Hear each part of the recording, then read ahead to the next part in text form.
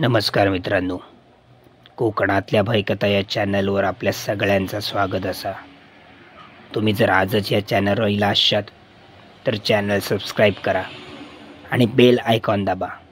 Bell icon दाबल्यावर खाली येणाऱ्या all ऑप्शनला click करा, म्हणजे पुढच्या सगळ्या भयकथांचे नोटिफिकेशन तुमच्यापर्यंत पोहोचतील. 5 वर्षापूर्वी कोकणात मुंबई गोवा हायवेचा चौपदरीकरणाचं काम जोरदार सुरू होता. त्यावेळची घटना. हायवेचं काम लवकरात लवकर पूर्ण होण्यासाठी हायवे प्रशासन पूर्ण जोर लावित होतं. दिवसरात्र काम चालायचं. काम 2 शिफ्टमध्ये चालायचं. त्यावेळी आमच्या गावात देखील आमच्या नदीवर नवीन 4 पदरी पूल बांधण्याचं काम सुरू होतं. बरेच महिने दिवसरात्र कामगार अगदी मन लावून काम करत होते. सगळे कामगार पुलावरती रस्त्याच्या बाजूक आपले झोपडे बांधून राहत होते. त्यांच्याबरोबर त्यांची बायको पोरा पण राहत होती. कंपनीचे इंजिनियर आणि सुपरवायझर यांनी पण ज्या ठिकाणी पुलाचं काम सुरू होता त्याच्या बाजूक असलेलं बंगलो भाड्यानं घेतलं होतं आणि ते त्या ठिकाणी राहत होते.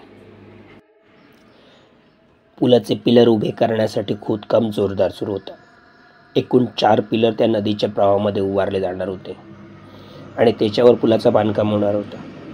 3 पिलरचा खोदकाम पूर्ण झाला होता. मात्र 4थ्या पिलरसाठी खोदकाम करत असताना जा खाली खडक लागा हवा होता ता मात्र काय लागत नव्हता.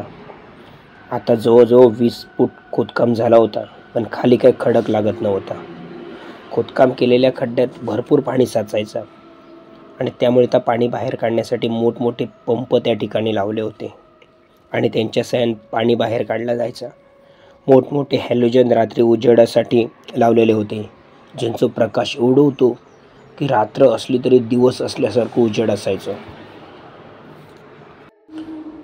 50-60 कामगार दिवस रात्र काम करत होते. एके दिवशी रविवार होतो आणि नेमकीच त्याच दिवसानं योगायोगानं अमावस्या पण होती. आज पाणी उपसणारं एक पंप त्याच्यात बिघाड झालं होतं, त्यामुळे आज रात्री काम बंद होता. सगळ्या कामगारांका थोडेफार आराम होतो. रात्री 9च्या दरम्यान त्या पुलाचं काम बघणारं इंजिनियर आणि सुपरवायझर यांना दारू पिण्याची इच्छा झाली. त्यांनी दारू विकत आणले आणि दोघंही दारूची बाटली, फरसाण, पाणी आणि ग्लासा घेऊन नदीवर एका खडकावर दारू पिऊ बसले. पुलाचं काम बंद असला तरी लाईटचे हॅलोजन मात्र सुरू होते. दोघांनी आता एक पेक मारलं होतं.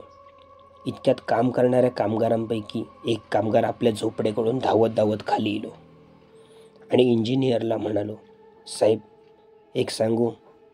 इंजिनियर बोल म्हणालो. कामगार म्हणालो, साहेब तुम्ही हे नदीत दारू पिऊ बसा नकात, चला वरती बसा. इंजिनियर म्हणालो, पण काय झाला? कामगार म्हणालो, साहेब आज अमावस्या असा आणि आमका बरेच अनुभव असत. हे फुलांची जागा, हे नदीतली जागा खतरनाक असतात. त्या ठिकाणी बरेच अपघात झालेले असतात आणि त्याच्यात अनेक लोकांचे जीव गेलेले असतात आणि त्यामुळे अतृप्त आत्मा त्या ठिकाणी वावरत असतात. आणि आज अमावस्या असा, मी पाया पडते तुमच्या, तुम्ही आमच्या झोपड्याच्या बाजूक काहीतरी बसा, पण हय नको.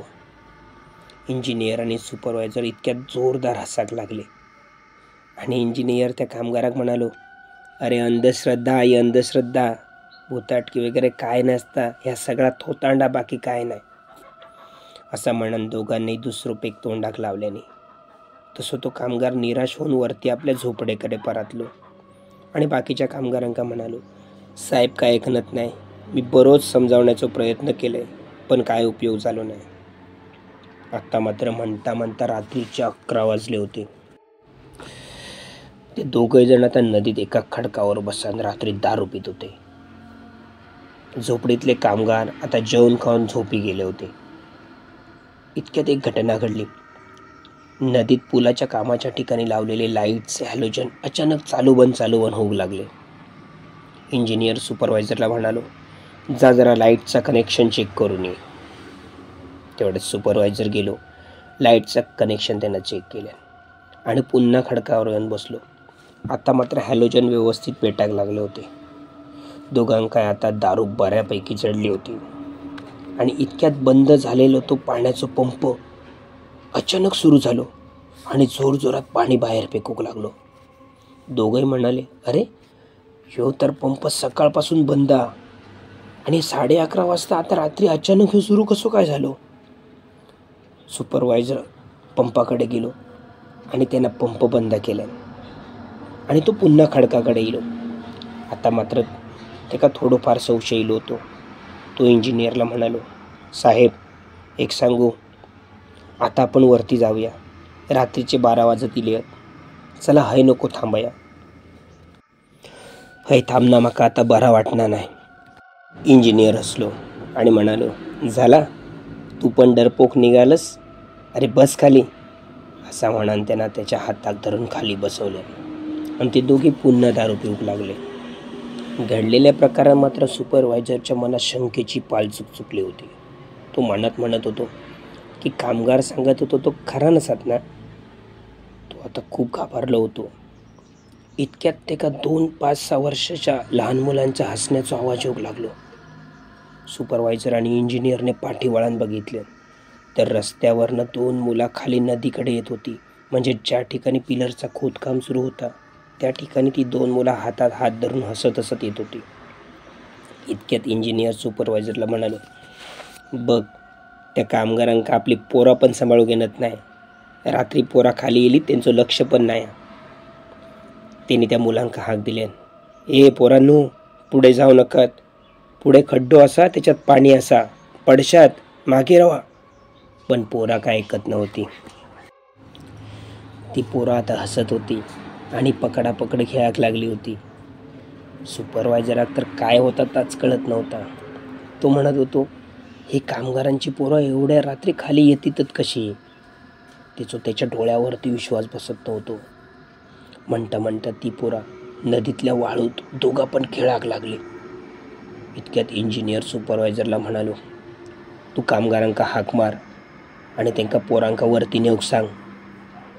सुपरवायझर होय म्हणालो आणि सुपरवायझर हाक मारणारच होतो. एवढ्यात त्या पुलाखालून रात्री एक विचित्र आवाज इलो.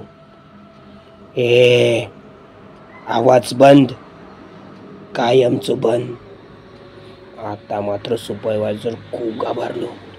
तो इंजिनियरला म्हणालो, साहेब चला आपण वरती जाऊया. ओही पोरा नाहीत, ह्यो भूताटकीचो प्रकार असा. त्यानं इंजिनियरच्या हाताक धरल्यानं त्यांका उठवल्या. इतक्यात ती पोरा जोरात हसाक लागली. आता मात्र ह्यो सगळं प्रकार बघून इंजिनियर पण घाबरलो. दोघे जण त्या नदीतून रात्री वर येण्याचा प्रयत्न करत होते, पण सगळं समोर अंधार दिसत होतो. वर येण्याची वाटच त्यांना समजत नव्हती.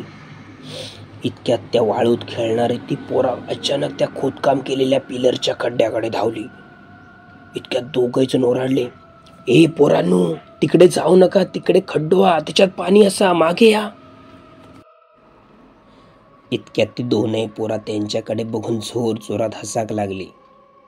हसता ती अचानक शांत झाली आणि जशी ती अचानक शांत झाली तसं पिलरसाठी खोदून ठेवलेल्या खड्ड्यातून एका बाईचा आवाज इलो, ए पोरींनो चला आपण घरात जाऊया, चला लवकर. असा म्हणतात दोघांनी 20 फूट खोदून ठेवलेल्या त्या पिलरच्या खड्ड्यात वरून उडी मारल्याने तसा खड्ड्यातला पाणी उंच उडाला. आता मात्र सुपरवायझर आणि इंजिनियर दोघांची दारू उतारली. दोघे जण पूर्ण घाबरले.